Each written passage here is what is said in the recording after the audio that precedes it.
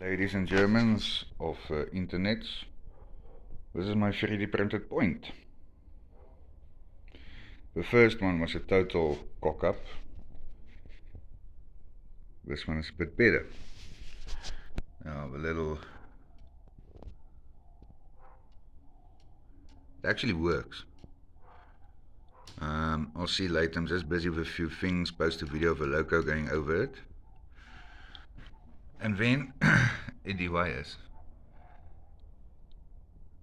Now to insulate it.